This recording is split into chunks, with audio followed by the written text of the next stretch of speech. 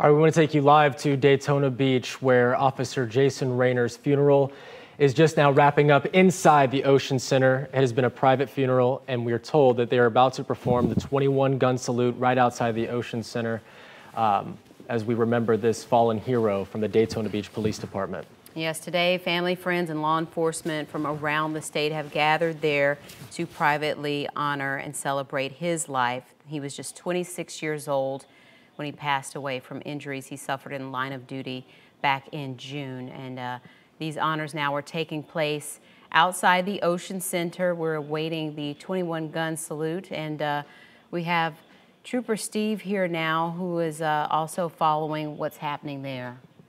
That's right, guys. So what we're seeing now is what we're used to seeing here. This is the time where law enforcement pays tribute to a fallen officer the way that a hero deserves. So you're going to see a multiple of different uniforms. You're going to see the flags. You're going to see what tradition and honor is about at this point. So because of the family's privacy, obviously we did not see what took place inside, but we understand what happened inside there. A lot of good memories, a lot of wishes, a lot of prayer for the family, and of course, his fellow brothers and sisters in blue. So now they'll come outside, like you guys said. Honor guards will do the 21-gun salute, 3 volleys of 7.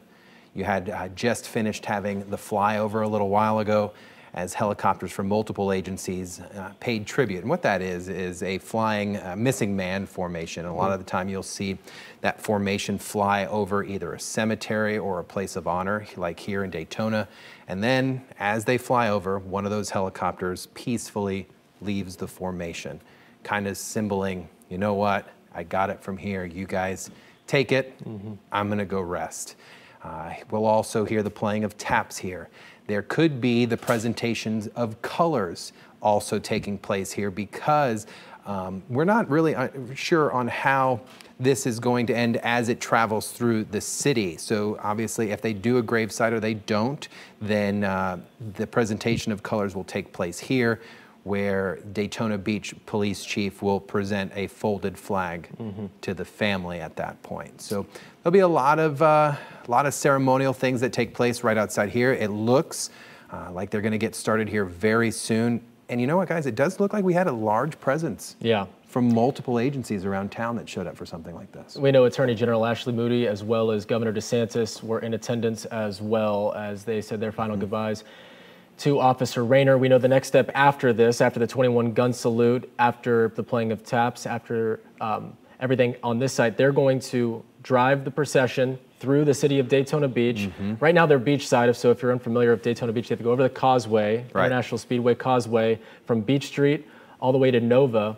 They're asking the community to line up with flags, with signs to show their support, which has been overwhelming over the last 8 weeks or so as Officer Rayner has been fighting for his life in critical condition after being shot in the line of duty in June. So we know that how Daytona Beach has operated thus far, and we imagine that the city streets are lined up on a Monday afternoon. You know, you're seeing the multiple different agencies now come out and line up in formation. And for those watching at home right now, the gray uniforms that you're seeing, that is Daytona Beach Police Department. They have a unique uniform that sets them apart from everybody else. And that's a beautiful presence of different law enforcement agencies.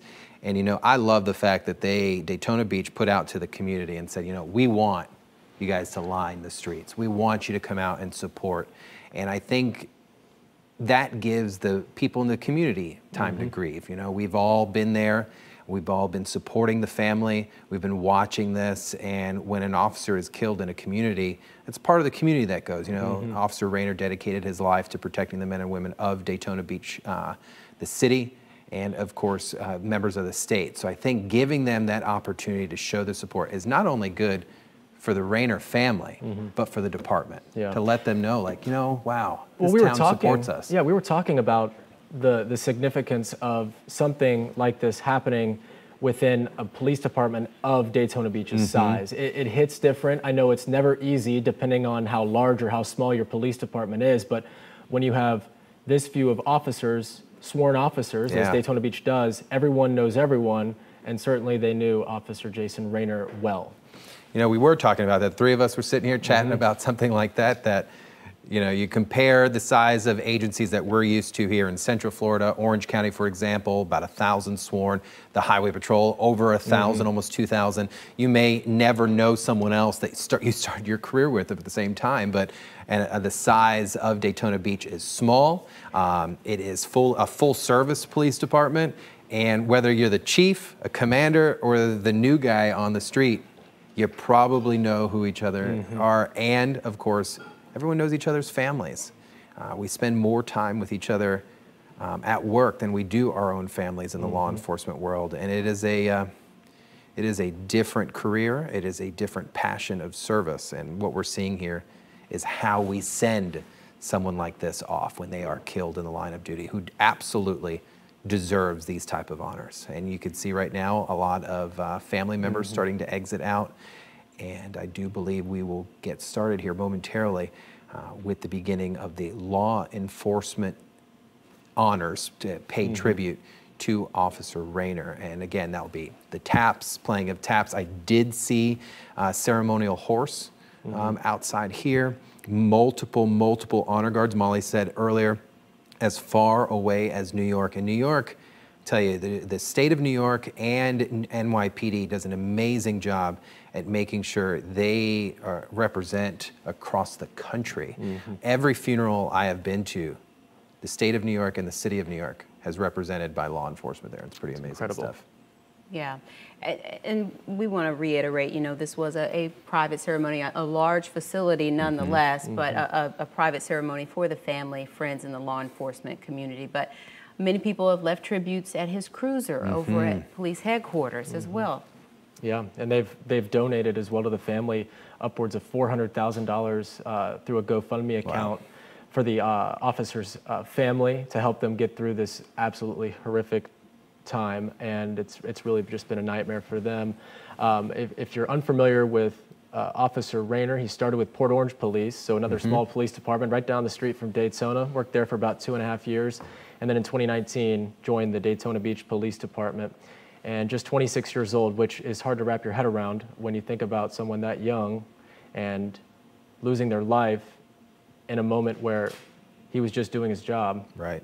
And I know that's what officers, deputies, troopers sign up for. They know every day that the challenges and the danger of their job.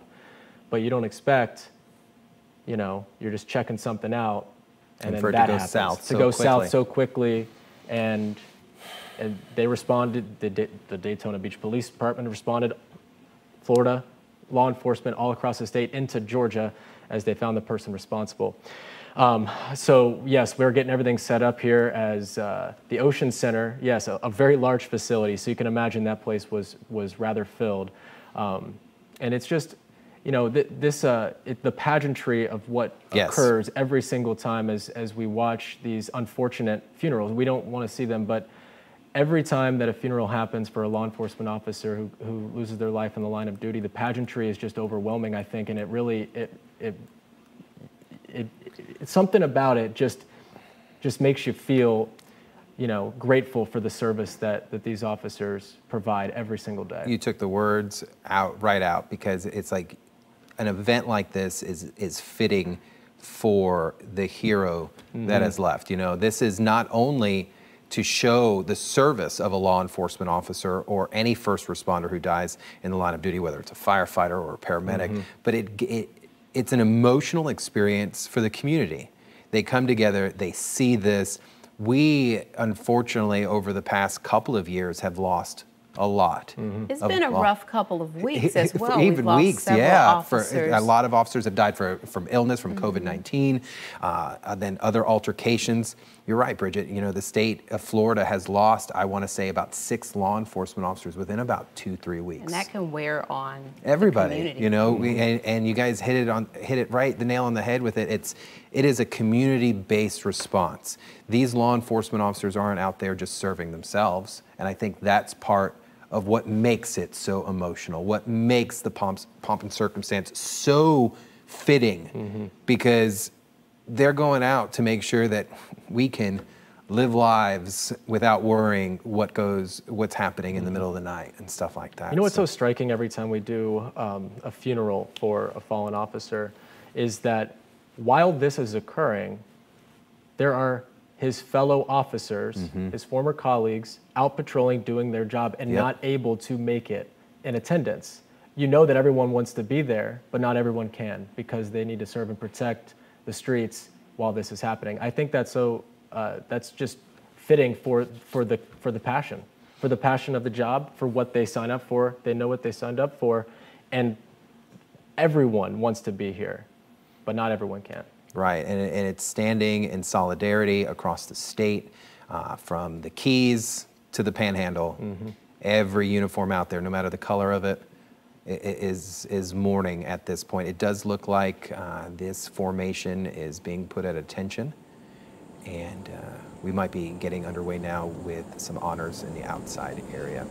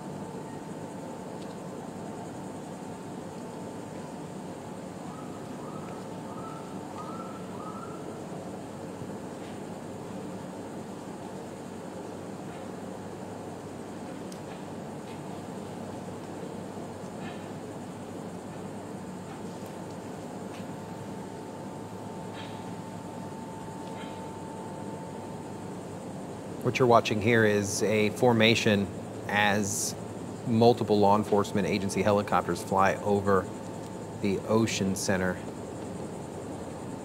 to present a flyover, a dedicated missing man formation dedicated to Officer Rainer. This is as mirroring the military as it gets when it comes to paying honor to a man who gave his life for his community. And these officers in these helicopters will fly over. One will peel off, signaling the end of one's duty.